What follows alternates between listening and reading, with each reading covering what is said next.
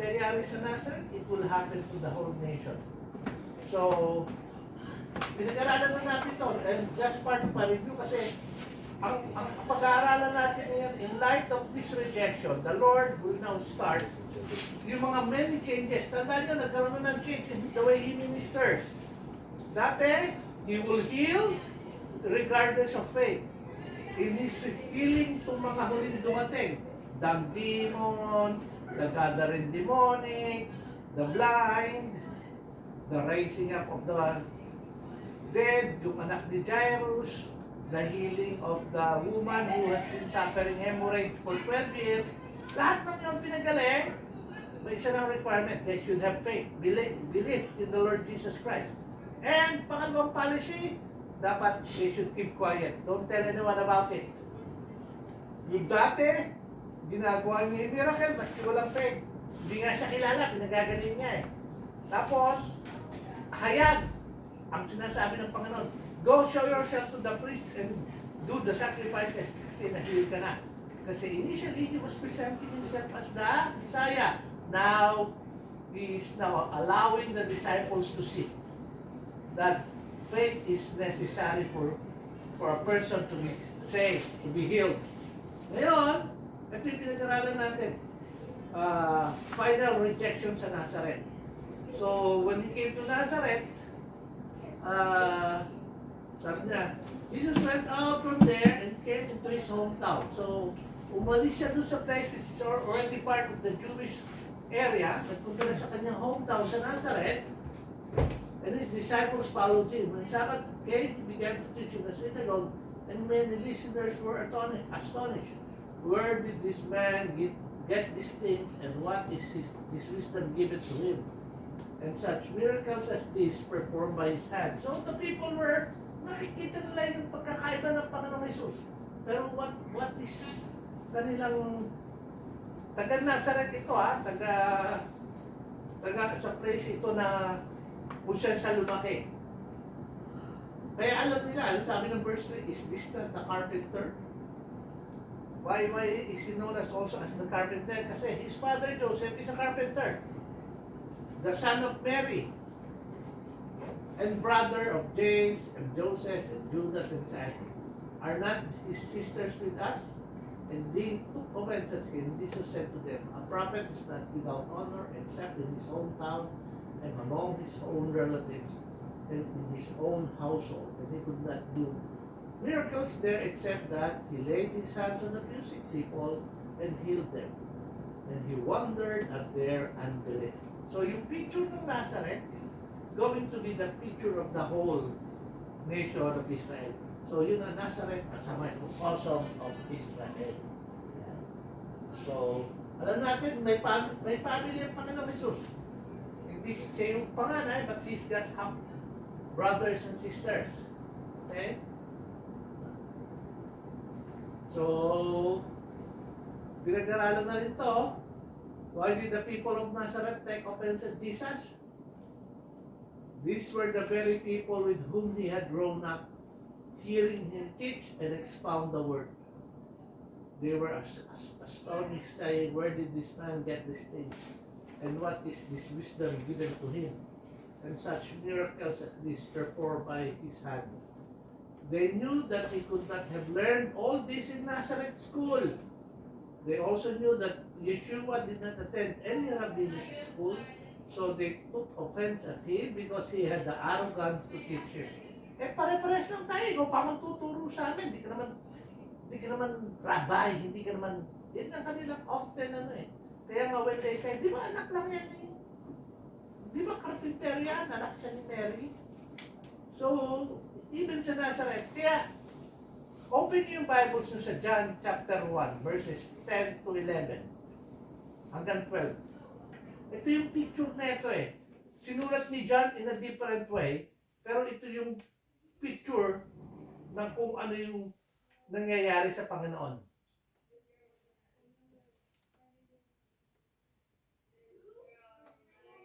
Sino nakakita?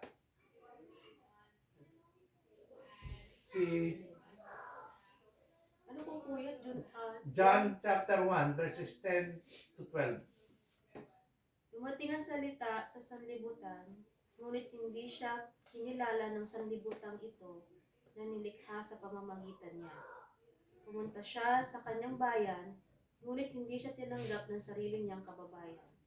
Subalit ang lahat ng tumanggap at sumasampalataya sa kanya ay binigyan niya ng karapatang maging mga anak ng Diyos. So yun yung unang, yung verse 10 is he came into his own creation. Sabi sa verse 10. Tapos then yung verse 11, he came into his own. Yung mismo kanya mga kababayan. In fact, some of them posibleng mga kamag-anakan niya. And yet, he was rejected. Din dito. They know him. Kaya nga alam nila yung by name, yung kanyang family. And yet, some were astonished, mangha, pero walang faith. Kaya sa pagdating ng verse 6, chapter 6, verses 5 to 6 ng Matthew, and he could not do miracle there except that he laid his hands on a few sick and healed them, and he wondered at their unbelief. So sino yung except he laid his hands on few sick people and healed them? Mga remnants, the few who would believe him. But yung generally, in his own hometown, there was unbelief. Sa Matthew chapter 13, verse 58, and he did not do many miracles there because of their unbelief. Di sila nananapal tayo sa Panginoon.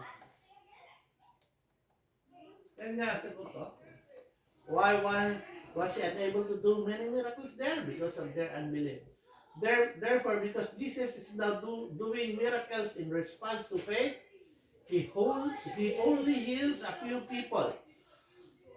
Moreover, he marvels at the lack of faith. Now, pag-aaralan natin. Weakness in view of rejection. Lesson chapter 70.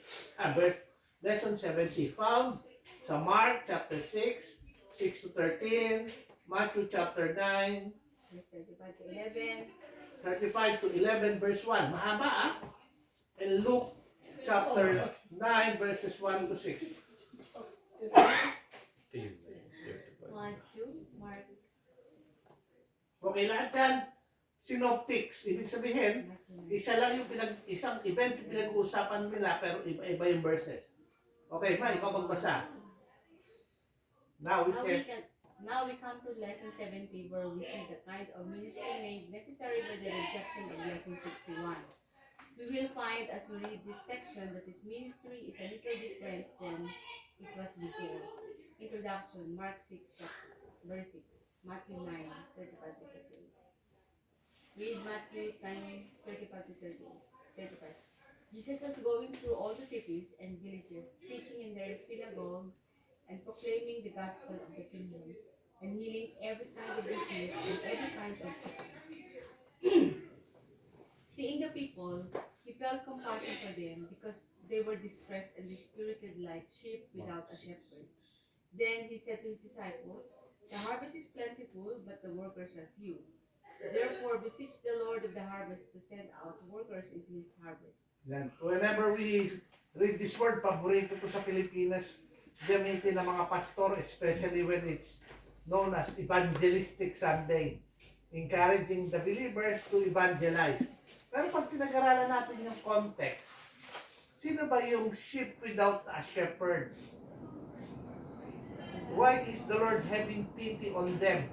Sino ba yung nakikita niya ganun yung situation during those times? It was his fellow Israelites. Because they have rejected the Lord, and they are not following him as the shepherd, only a few ang sumusunod sa kanya, the rest are sheep without shepherds. Wala. Okay? So, siguro pakibasa, Jesus ministry. In verse 35, Matthew summarizes the ministry of Jesus before his rejection. It repeats the summary he gave at the beginning of Jesus' ministry. Matthew 4, verse 23 and lesson 43. The location, teaching in their synagogues. The content, proclaiming the gospel of the kingdom. The transportation, healing every kind of disease and every kind of sickness. Yan. Before kanya rejection, yun naman talaga ginagawa niya. Goes to the synagogue, proclaiming to them that the gospel of the kingdom has come because the Messiah has come. And how did he authenticate that he is the Messiah? Healing every kind of disease and every kind of sickness. Okay, siguro basa. Lesson 43. This summary served as an introduction to the ministry of Jesus. Here, Matthew uses it to provide the background for verse 36. This ministry of Jesus culminated in his rejection and resulted in the people being like sheep without a shepherd. Yan na naging resulta. Nireview lang ni Matthew. Sabi niya dati, he always goes to the synagogues, he proclaimed the kingdom, hinihil niya lahat. But because he has been rejected, what happened now? Yung mga tao, they no longer have a shepherd. The sheep is lost. Okay? Siguro, pabasa pa.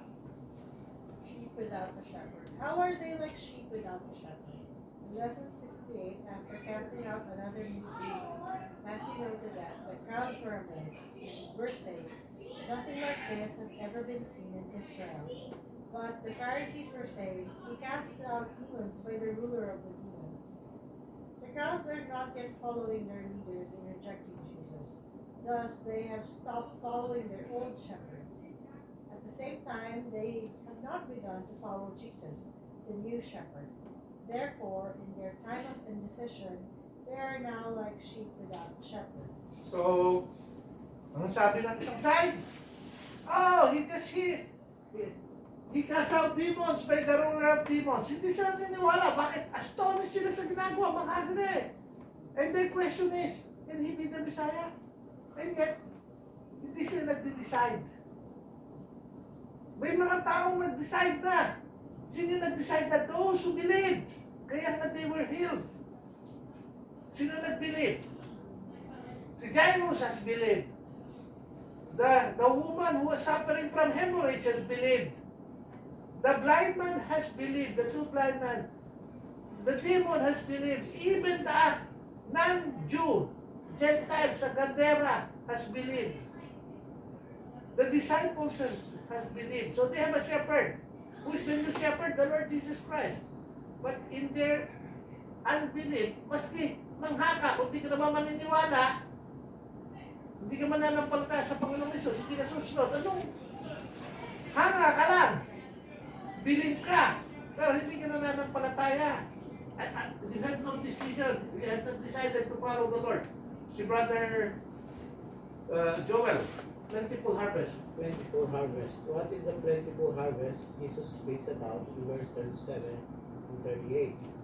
Amongst the indecisive crowd, there are those who had already believed. Therefore, he instructs them to beseech the Lord of the harvest to send out workers into his harvest. Those who believe in the remnant of Israel in that day. When we say remnant, yung ilan-ilan. The big population, only a few would believe. So he was telling them, you beseech the Lord that he sent what? Workers into his harvest. 500 lang. Konti lang ang nananampalataya. The rest, kaya nga, when the Lord start feeding the 5,000, pag sila sumusunod, bubusog sila. Pero handa na ba silang sumunod sa Panginoon? Hindi. Kaya nga, out of the 500, 10%, out of the 5,000, 10%. 500. Ay yung count na 5,000, men lang yun ha. Hindi including ang women and children. So marami sila. And yet, sumusunod sila sa Panginoon dahil Kakakain sila. libre tibog. Pero yung may pananampalataya ba? Wala. Yan. So, alam natin, yan ang mga background. Maraming tao, para sila mga tupang, di naman sila shepherd ng mga pares eh. Ayaw naman nila mag-believe sa Panginoong Hesus. Now, dito sila sa gitna. Sheep without shepherds, mga ligaw. Will they follow the Pharisee? Eventually, they will. they will be the same people who shout, crucify him, they will become the mob pagdating sa crucifixion. Okay? So, ministry of the 12. Si Mark.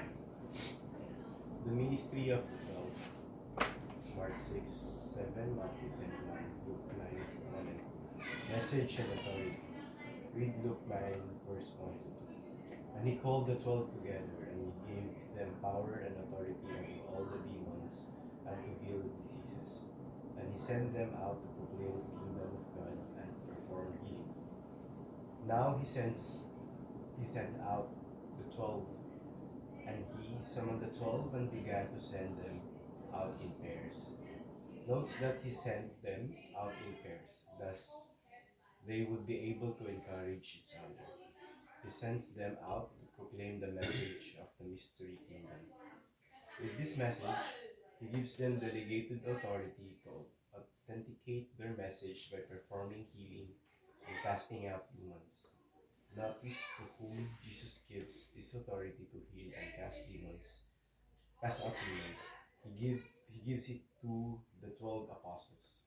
Nowhere in scripture in this authority given to the other believers. It was uniquely given to the apostles. Yan. So, yan. Ito na naman, bagong phase na naman to ng ministry, ha? In response to beseech the Lord that He will send what? Workers for the harvest.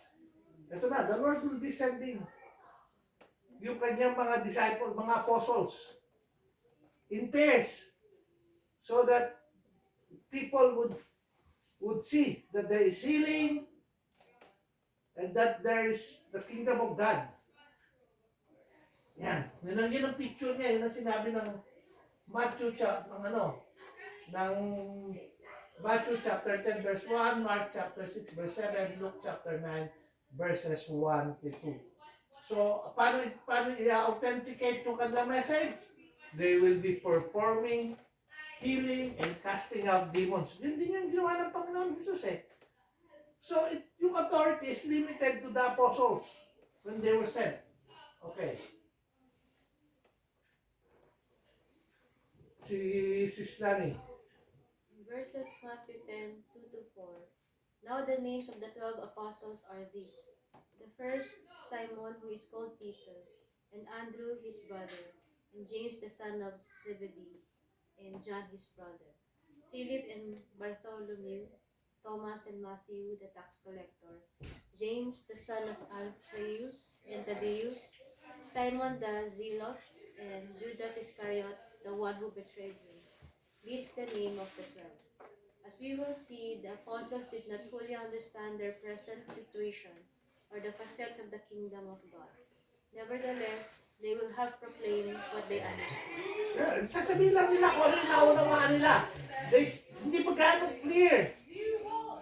Tandaan nyo, even when the Lord Jesus was crucified, lahat sila nagpunasan.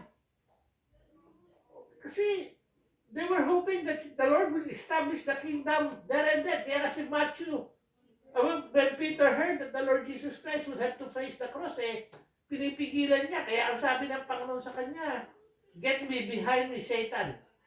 Kasi ayaw niyang mamamatay ang Panginoon because they themselves don't know. Ano ba yung planuhin? But they are being trained because they eventually will represent the Lord, and through them, the foundations of the church would have to start. The apostles are part of that foundation, and the chief cornerstone is the Lord Jesus Christ. Okay? So, alam natin yung mga names, pair by pair sila, pagkakasulat ni Matthew. Pero ito, it doesn't necessarily mean na when you have the ability to heal and to cast out demon, it doesn't necessarily mean that you're saved. Often misunderstanding yun. Kasama pa nila dito sino? Judas. Si Judas. Nandiyan pa si Judas eh. Eventually, he was there Treasure. as a treasurer at medyo nangungupit yan eh. Ba't hindi si Matthew tax collector na treasure? Siguro sa'yo, yun ang Matthew humawak ng pera. Bagay. Kasi si Matthew nagbago eh. Si Judas, maski nga si John meron siya side comment. Kasi siya may hawak ng money bag at hiling niya kumuha doon. So he doesn't really care for the poor. Gusto lang niya yung... Commission. So you see, even if you are following the Lord closely, there are those who talagang they have not really put their trust in Him. Eventually, siya rin yung sheep without a shepherd. Yung kanyang pagsunod sa Panginoon is meron siyang ulterior motive. Kaya dapat ang pagsunod sa Panginoon pure in heart, hindi yung may ulterior motive. Okay? Practical instruction for the mission. May mga now that He's sending you on a mission, may mga practical instructions sa Panginoong Jesus to them. Okay? Si Brother Jude. Practical instruction for the mission. Mark 6, 8, 11, Matthew 10, 5 to 15, Luke 9, 3, 5. Before sending them out, Jesus gave them some practical instruction for the mission. He instructs them in 5 things. To Jews only. Yan ang unang-una, ha? Ito yung pupuntahan nila. To Jews only. Magtataka kayo, ba't Jews only? Nagre-reject nga. Kasi dapat, kaya nga, importante pag nag-aaral ka ng Bible, yung context. Bakit? Sino yung mga sheep without a shepherd? They were the Jews. Okay? Matthew 10, 5, 8. This told Jesus sent out after instructing them, do not go in the way of the Gentiles, and do not enter any city of the Samaritans, but rather go to the lost sheep of the house of Israel, and as you go, preach, saying, the kingdom of heaven is at hand. Heal the sick, raise the dead, cleanse the leper, cast out demons. Where are they to go? In verse 5 and 6, he gives the territorial assembly, which is only to Jews. Jesus instructs the apostles to go only to the lost sheep of the house of Israel. And until the time of the book of Acts, their ministry is limited to a Jewish audience, and not even Samaritans are to be targeted. They are to go only to the lost sheep of the house of Israel. Notice that earlier he described the people as sheep without shepherd. Now he described them as the lost sheep of the house of Israel. These are the ones they are called. When he said, beseech the Lord that He send workers for the harvest, the Lord Himself is the one sending. He is sending the 12. Ano i-encourage niya? Those who are lost. The lost sheep of Israel. Those without a shepherd. So maganda yung plano. What are they going to present? That the kingdom of heaven is at hand. Bakit the kingdom of heaven is at hand? Because the king is there. Ito ang king, the Lord Jesus Christ. Pero meron ng kalakip na requirement yun. Ano yung requirement? Faith na. They must believe that He is the Messiah, the chosen one of God, the Savior, the Yeshua, the Joshua, sabi nga. Okay? Sis Malo. Ay, sis Weng pala. Pag ano. By the way, this is an example of a command that only applies to the apostles, and only for a limited time while the Messiah was physically present on earth. Not all of His commands apply to all people or for all time. After His resurrection, He will resign His command when He commissions them to make disciples of all nations. yan ha, yung sabing, bakit kuya, sa kanila lang? Tandaan nyo, He was, during this time when the Lord was still present, He was trying to reach out the lost sheep of Israel. So, specific yung command para sa kanila. It's not continuous effect sa atin, sa kanila. Pero alam natin, by His resurrection, ano na ang command ng Panginoon? Go ye therefore to all the world. Diba? Baptizing them in the name of the Father, of the Son, and the Holy Spirit, teaching them to obey all things I have commanded you, and lo, I am with you always to the ends of the earth. So, yung command na is sa buong mundo na. Pero by this time, present pa ang Panginoong Jesus sa earth, kasama nila, the kingdom is at hand, it is for the Jews, for them, for the lost sheep of Israel. Sige sis, the message. The message. In verse 7 and 8a, they are to preach. What is their message? The content of the message is that the kingdom of heaven is at hand. This, of course, is the mystery kingdom, which he has just been explaining to them. They are to authenticate the message by the miracles they perform. 3 provisions. Read verses 8b, 10 in Matthew. Freely you receive, freely give. Do not acquire gold or silver or copper for your money belts, or bag for your journey, or even 2 coats or sandals, or a staff, for the worker is worthy of his work. Yan. So, anong provision? Ha? O, ito mga specific to sila, huwag na silang huwag silang, when the Lord says gold or silver or copper for your money belts, yung ministry nyo ito, hindi para kayo magkapera. Ha? Or a bag for your journey, and even 2 coats or sandals or sa staff. For the workers is worthy of his support. So, meaning, ang magsusupport sa kanila are the people, are their fellow Israelites that they would see in their ministry. Wala nang provision na kailangan. Oh. What are they not to take with them? He also instruct them as they move on not to take any wealth or funds with them, or any extra provisions like a second coat or an extra pair of sandals, as God would provide all their needs. Yan, yun ang promise sa kanila. Kasi yung sa paramihan kailangan may bala ako, pero sa kanila, kung gusto pa rin, hindi mo na kailangan magdala yan. Kasi pagka may extra ka pa, pabigat pa yan. So, who will provide for them? It is God that will provide for them. Yan. Rabbis were not paid for teaching, just as they received freely, they would be able to give freely. An apparent contradiction regarding a staff is easily explained. In Mark, he says to take nothing except a mere staff. In Matthew and Luke, he instructs them not to take a staff. The Greek word for staff, like the English, can refer to a walking stick, or it can refer to a weapon used for fighting, such as a quarterstaff. 2 different kinds of staff.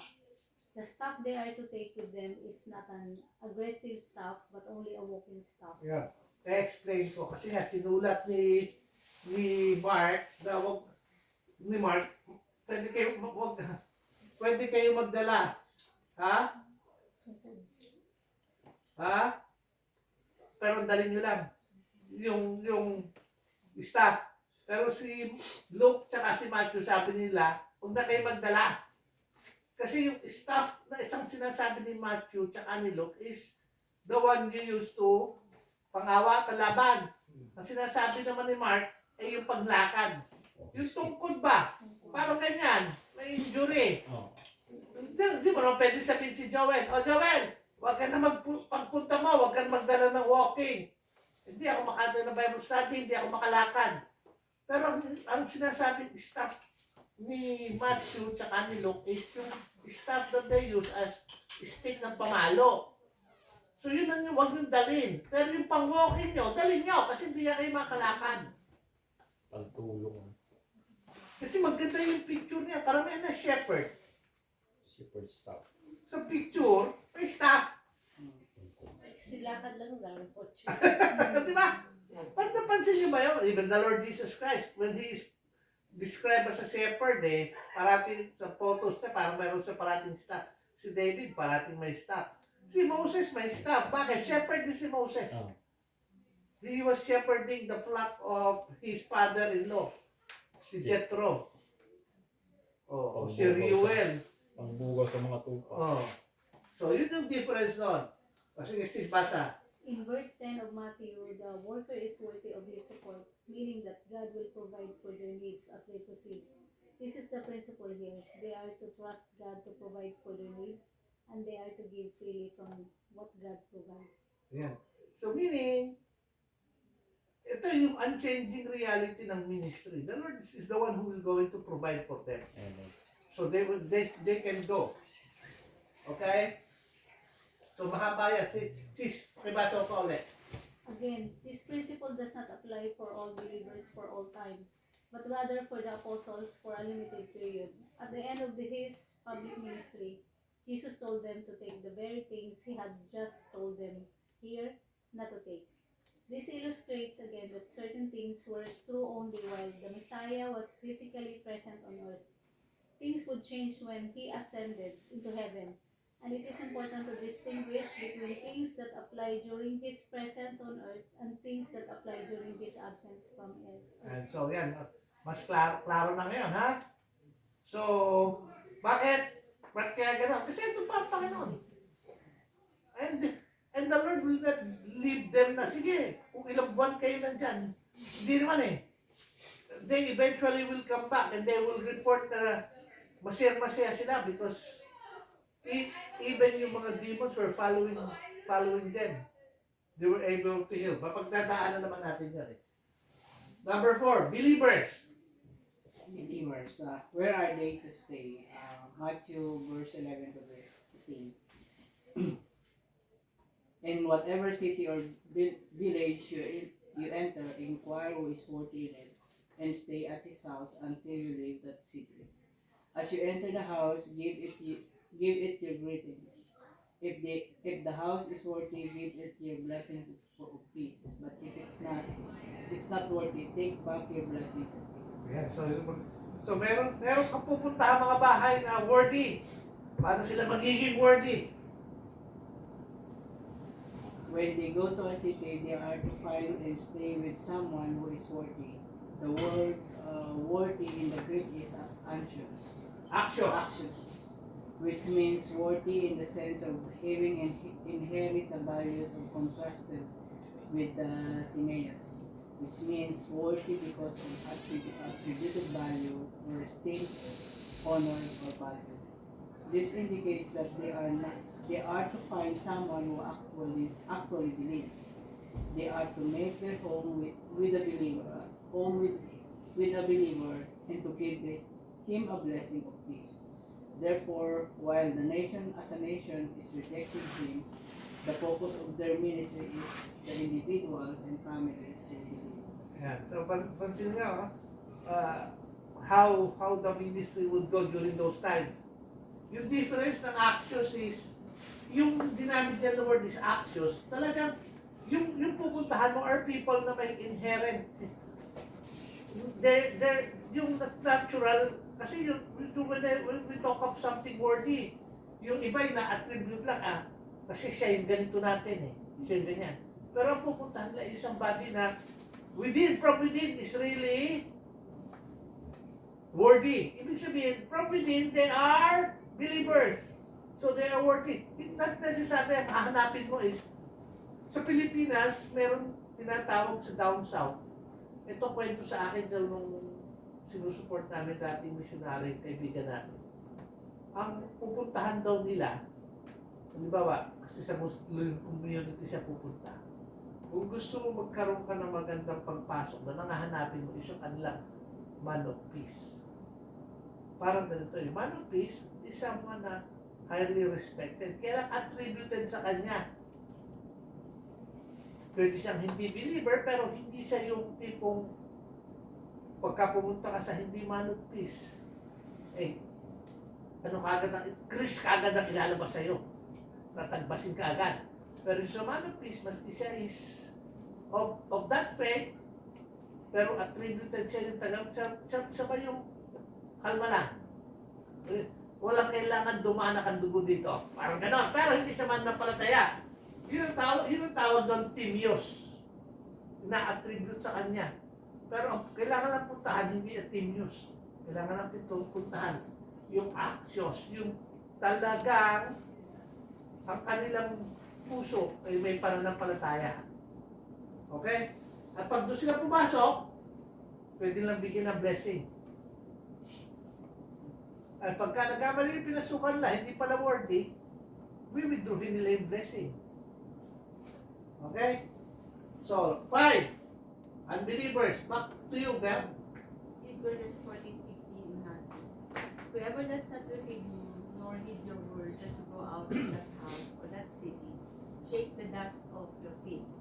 Truly I say to you, it will be more tolerable for the land of Sodom and Gomorrah in the day of judgment than for that city. Yan. So may mga unbelievers that would eventually not receive these disciples. So they are not the lost sheep. They would show their true colors. Okay? Okay. When they find those who are not worthy, those who will not receive them nor heed their words, he says, as you go out of that house or that city, shake the dust off your feet, mark and look at that it is for a testimony against them. The act of shaking the dust off their feet is a symbolic action of witnessing against them. It is a sign of judgment, as Matthew emphasizes. While judgment will come upon that city, the worthy of one within the city will be spared. These are the 5 elements of practical instruction given to the 12, but notice that the focus of their ministry is to be on the Jewish believers, not the remnant of that day. Yan. So, yan yung unang command na binigay sa mga apostles. So, anong napapansin niyo dyan? Training. Training to be dependent to the Lord Jesus Christ. Don't depend on yourself. Depend on me. God will provide for you. So, may mga instructions. Look for someone who is worthy. Look for someone who is a believer. You stay there. Now, if you go to a house of unbelievers and they reject you, shake the dust of your foot. Ano ibig sabihin nun? It's a judgment to them. Bakit? Kasi mas tolerable pa ang nangyari sa Sodom and Gomorrah kaysa sa mangyayari sa mga taong ito. Just imagine mo how devastating yung nangyari sa Sodom and Gomorrah. Eh, mas grabe pa yung mangyayari sa mga taong magre-reject sa mabuting balita. Ayan. So, yun yung ibig sabihin nun. Then, instructions. Pang-apat, instructions in view of the coming persecution. Matthew chapter 10 verses 16 to 23. Sige, Ruth, ikaw naman. In verses 16 to 23, Jesus tells them how to respond to the coming persecution, and then he describes the scope of the persecution. Read verses 16 to 18. Behold, I send you out as sheep in the midst of wolves. So be shrewd as serpents and innocent as doves. But beware of men, for they will hand you over to the courts and scourge you in their synagogues. And you will even be brought before the governors and kings for my sake, as a testimony to them and to the Gentiles. What does it mean to be sent out as sheep in the midst of wolves? It is not hard to imagine what happens when a wolf gets in among the sheep. But here the picture is of sheep in the midst of wolves. Yan. Nakita niyo ba yung talinhaga nung ginamit ng Panginoong Hesus sa kanya salita? They will be sheep in the midst of wolves. Eh kung yung nag-iisang wolf nga eh. Nakakakuha ng isang lobo. At nagka-scattered yung mga sheep, isang wolf lang. Eh paano na kung nag-iisa kang sheep sa harap ng maraming wolves? So yung picture, yung talinhaga ng ginamit ng Panginoon, ganyan yung mangyayari sa inyo. Okay? So, sige Ruth, basa. How are they to respond to this? So be shrewd as serpents and innocent as doves. Ano nakaharang-tahan niya? What is the difference between being as shrewd as serpents and as innocent as doves? Shrewd as serpents speaks about wisdom, and innocent as doves speaks about actions. Oh, naunawaan niyo na ba yung dapat maging wise ka! Yun ang maraming talinhagang ginamit ng Panginoon sa kanyang mga disciple. Hindi niya sinabi, you be like serpents, but you be like shrewd like serpents. Dapat meron kang sa bilyar, ang tawag namin doon, ewis. Wise. Pangit naman yung salitang Tagalog kasi may gulang ba? Para hindi ka nadadaya. Pero parang gano'n, dapat wise ka sa pamumuhay. Have wisdom. Innocent as doves speaks about actions. Yan. Because they were being sent out as sheep in the midst of wolves, the apostles were to use their wisdom to avoid being hurt if possible. However, If it were not possible to avoid being hurt, like doves, they should be willing to be hurt and yet remain harmless themselves. Yan, yun ang being a dove. Oh, yun bang, wala, kung talaga masasaktan ka. Pero your action should show na okay lang, hindi ka. Etong picture na to, ang ganda ng picture na ito when you start studying the Book of Acts. Kasi doon nila may experience ito eh. Okay? Si Brother Joel, future ministry. Yan. Future ministry. Notice that verse 17 mentions synagogues, which are Jewish places, while verse 18 mentions governors, kings, and Gentiles.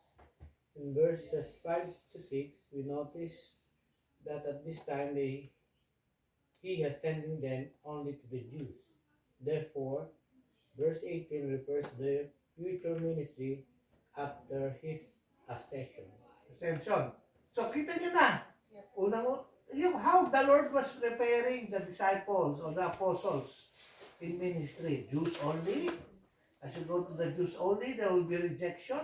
But don't you worry, kasi if they rejected you, then you just shake your feet as judgment to them, and it's more tolerable than what will happen to them kung ikukumpara mo sa nangyari sa Sodom and Gomorrah. Well, this time the Lord is now preparing them, may future na. Synagogues, to the Jewish yun, ngayon, kings, and governors, we're talking about Gentiles na. Kasi during this time, ang governors at kings, mga Gentile eh. Kasi high priest ang nasa sa mga Jew. Okay? Mark. Persecution's reason and purpose. Notice the end of verse 18, where Jesus gives them the reason for the persecutions and the purpose for the persecutions. What does he give us the reason for persecution? For my sake. What is the purpose of persecution? As a testimony to them and unto the Gentiles. These persecutions happen for Jesus' sake, and their purpose is to be a testimony to two groups of people, to them and to the Gentiles. In other words, the Jews and to the Gentiles. So he begins by instructing them not to go to the Gentiles, but he promises that they will go someday also have a Gentile ministry.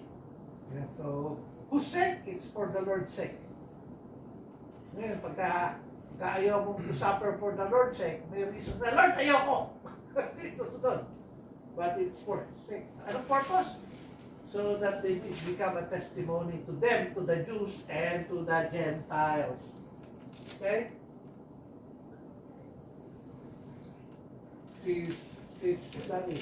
It will be God who speaks. Read verses 9 to 12. But when they hand you over, do not worry about how or what you are to say. For it will be given you in that hour what you are to say.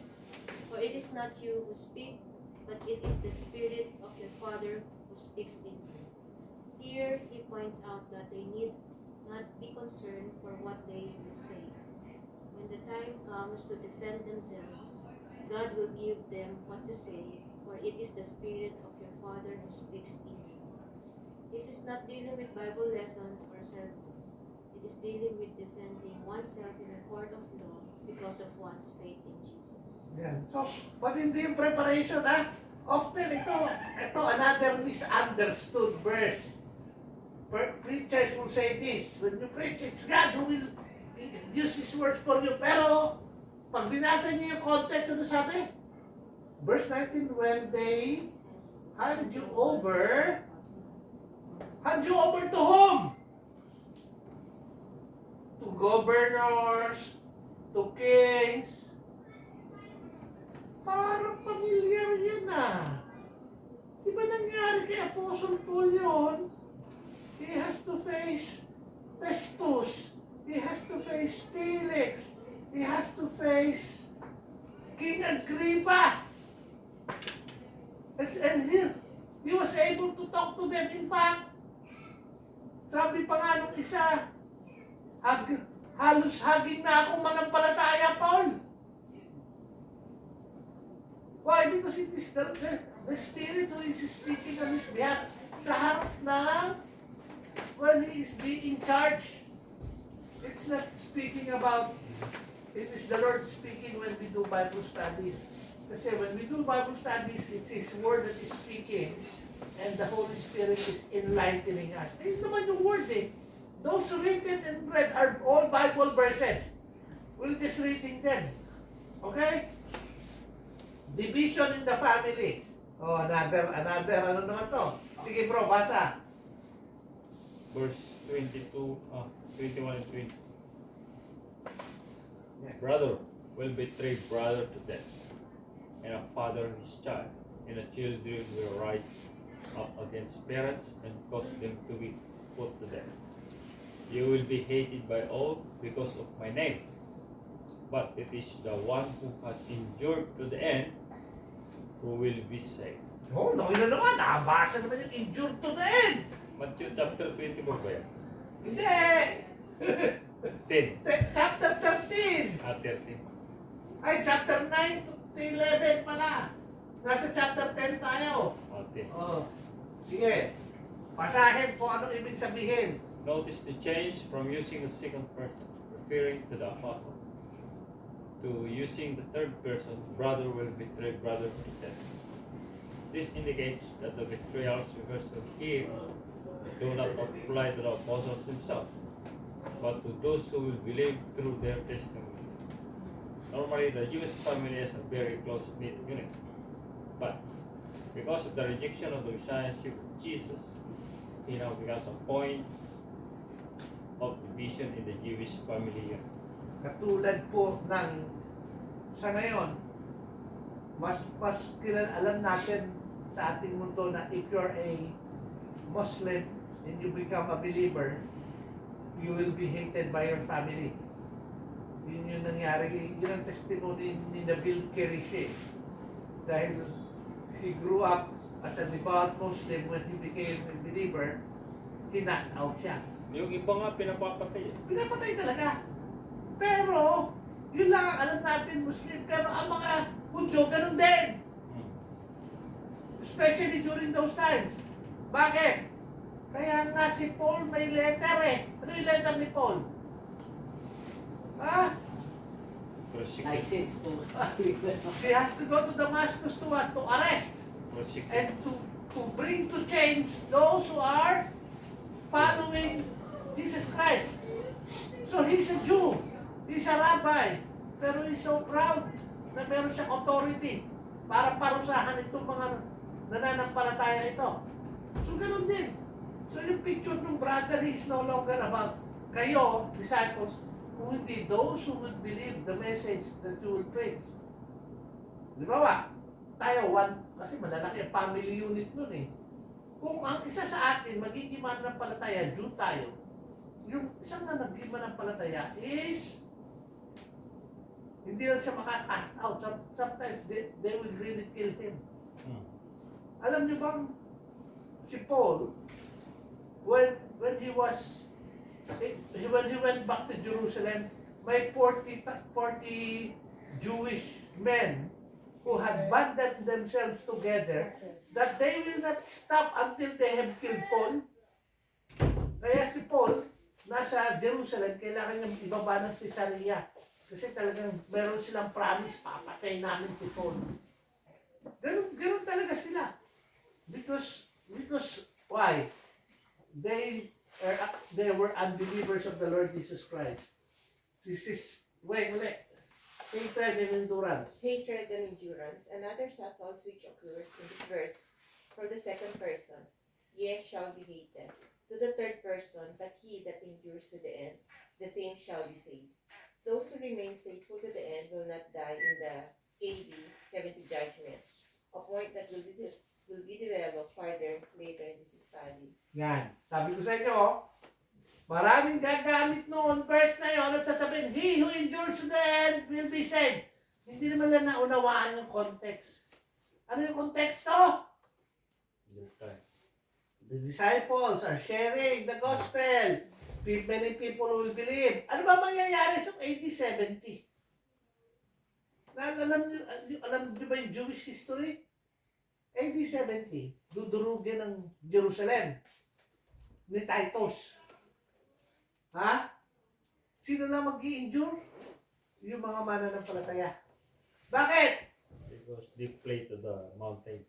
Now, by that time, karamihan ng mananampalataya na-disperse na!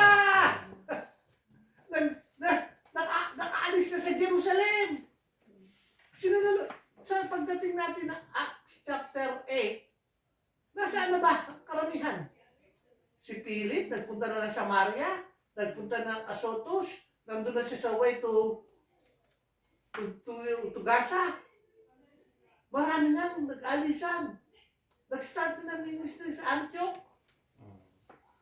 So, karamihan ng believers, nung kinubkob ng Romano ng AD 70 ang Jerusalem, ang true believers halos wala na doon. Kaya alam natin bakit wala na, kasi yung ibang disciples, they have gone. Si John, nasa ibang lugar na. Si Peter is nasa may Bithynia na, nasa taas na siyang lugar. Si Thomas nagpunta na ng India. So, sino na lang? Hindi yung mga hindi believers, sila yung naiwan doon, trying to defend what? Yung mga half-brother ni Jesus, they Ay, si James, most likely, pa believer si James, so he would have been saved. Sino na lang naiwan during this time? Halos wala na. Kasi lumipat na sa may Antioch, ang center of Christianity. Only a few would have been left.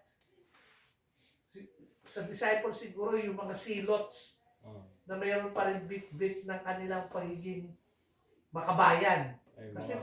Kasi may mga silot na kasamahan ng disciples eh. mga kasama ni Nicodemo. Yan. Patago. So, kaya mali yung pagkakaunawa ng pinagbigasa na, he who endured to the end shall be saved. Ang salvation na sinasabi dito is the coming judgment. Bakit ano ba yung judgment? Ano sabi ng Panginoong Jesus? Ano sabi ng Panginoong Jesus in his rejection? He was condemning what? This generation. So anong generation? The generation that denied him as the Messiah. Ano yung parusa sa kanila? They have committed the sin, the blasphemy of the Holy Spirit, unforgivable. And then, being a cursed generation, ano mangyayari? Eventually, ma-experience nila yun. AD 70, mawawala sa mapa ang Israel. Malilipat na sila sa buong mundo. Kailan lang bumalik ang Israel? 1948. So lahat ng yan, picture yan. Nasa Old Testament man, nakaprophesy na yan. Sa Book of Ezekiel, they will be the bones that are rising. Kaya, ang ganda ng big picture. No? Pero pagka, ang alam mo lang, short picture, ito na yung preach mo ngayon, he who endures to the end shall be saved. Kita nyo na. Dapat hindi mawawala yung kaligtasan mo. Kailangan mo magpakasakit para ka maligtas. Hindi po yun ang sinasabi ng Biblia. Kasi yung konteksto, hindi ito ang sinasabi. It was the Lord preparing the apostles of the forthcoming persecution. But if you are a believer, you will be saved from the AD 70 debacle. Imagine nyo, ano yung picture? Bakit mas worse pa sa Sodom and Gomorrah? Kasi yung Sodom and Gomorrah, wala namang loss doon na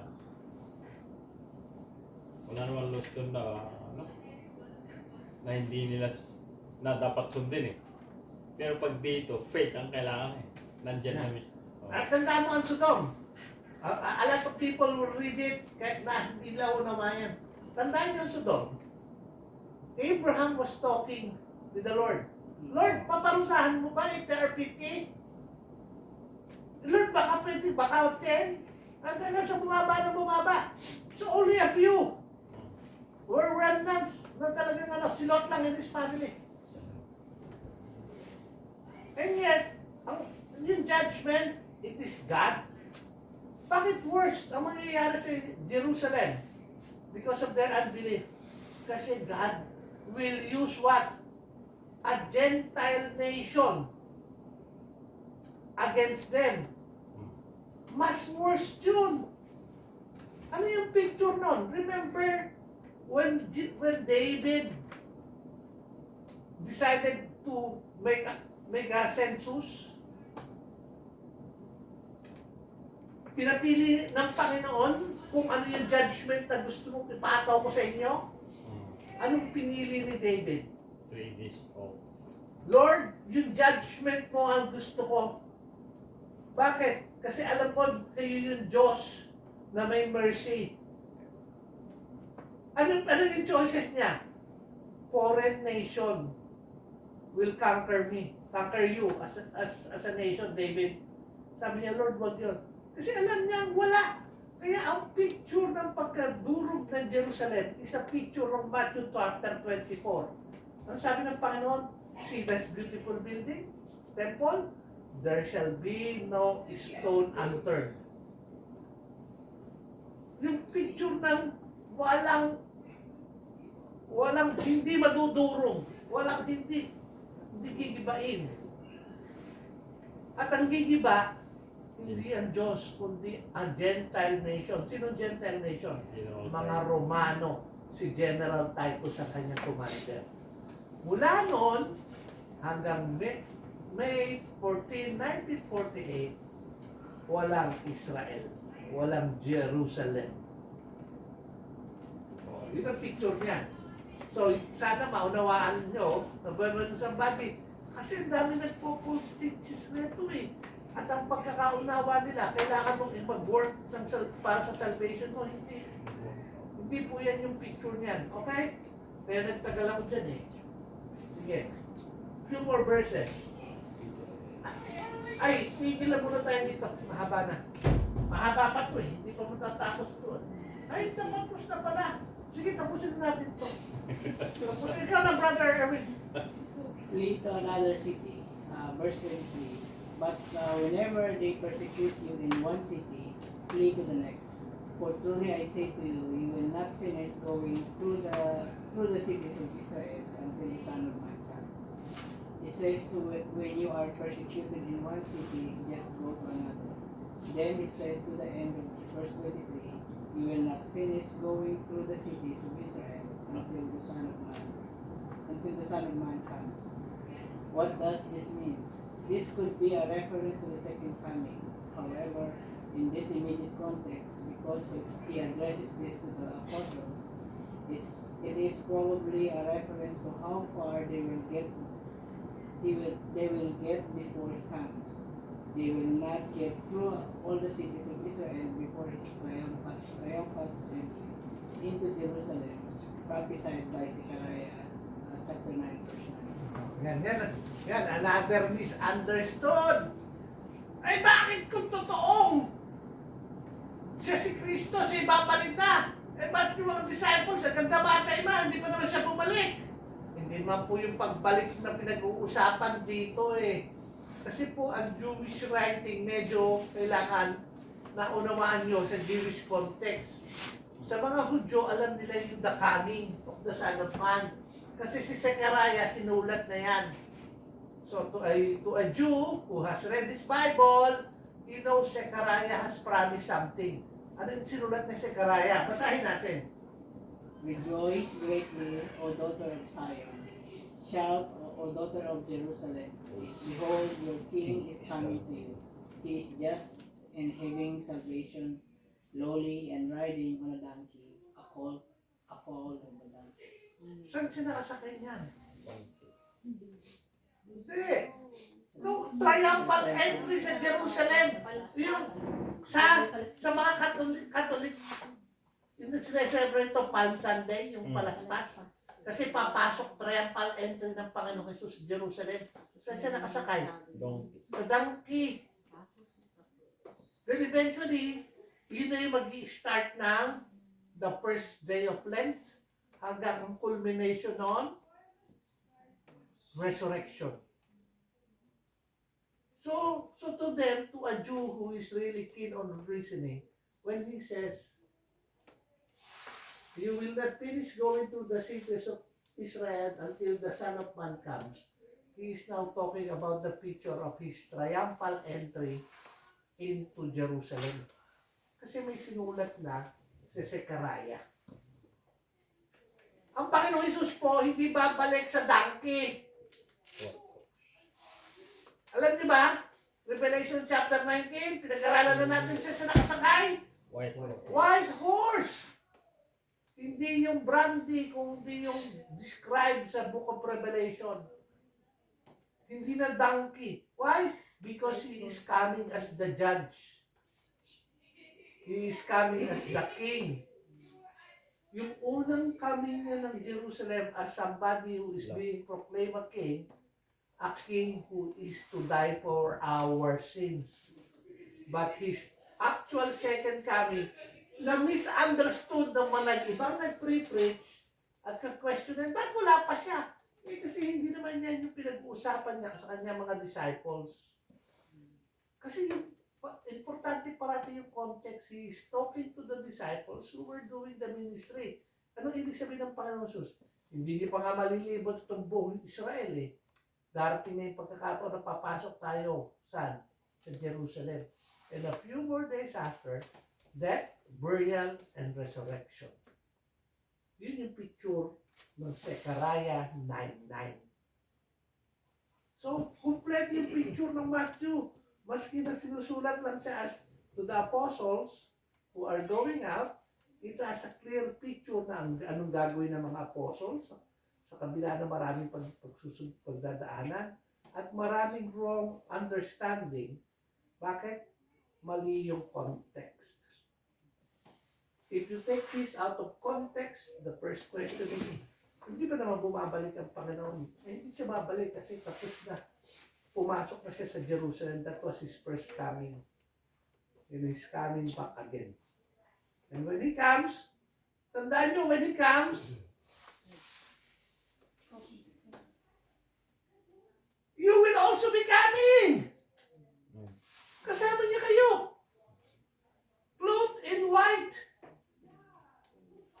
Hindi nakalimutan nyo na yung Book of Revelation eh. Kasama na tayo. Amen. Kaya, Kasama tayo as king and priest. pagka nagkaroon tayo ng Book of Revelation, binabalikan natin to. Pag pinagsasama-sama natin, dapat nakikita natin yung bigger picture. Yun ang ganda ng salita ng Panginoong Hesus eh. Oras na manampalataya ka, sigurado ka sa Panginoong Hesus. Kasi yung picture niya is clear there. Why is it not clear? Many people don't study the Word.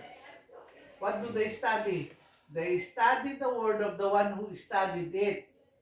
Katulad natin, kung pag-aaralan natin yung kung sinong sumulat, hindi naman niya pinag-aaralan yung paano narrate yung salita ng Panginoong Hesus. Pag sinulat niya, kayo dapat magtiyaga. Kasi kung hindi, wala. At yun ang susundin natin. Hindi naman po yun ang tinuturo ng Biblia dahil ang context iba. So we praise God dahil yung salita niya buhay. Pwede mo siyang i-connecta. Old, new, saka sa Revelation. Because it all makes sense. And the central focus is the Lord Jesus Christ. Okay? Sige, let's pray. Our Heavenly Father, we praise you and thank you, Lord, for biblical narratives. And you're allowing us to read it with clearer understanding of your great plan initially to present yourself as a Messiah to the Jewish nation, and when once rejected, you have a plan that would continue on for generations to generations hanggang sa nakarating sa amin, Lord, ang mabuting balita na faith in the Lord Jesus Christ alone can save us. We praise you and thank you, Lord God, dahil you're coming, and your coming will also culminate with us coming back to this world as your kings and priests, people who are victorious not because of what we can do, not because we endure, but because of the Lord Jesus Christ, whose grace is abundant, whose love is never ending, His mercies are new every morning. So we praise you and we thank you, O God, for our lives that we can dedicate it to the Lord. We thank you, Lord, for tonight. Pagpalain niyo, Lord, ang bawat isa amin. Pagpalain niyo, Lord, yung aming the rest of our weekend. And you also, we pray also, Lord God, that you protect us as we travel to the West Coast tomorrow. We praise you and we thank you, Lord, for tonight. All these things we pray in the mighty name of our Lord and Savior, Jesus Christ. Amen. Amen.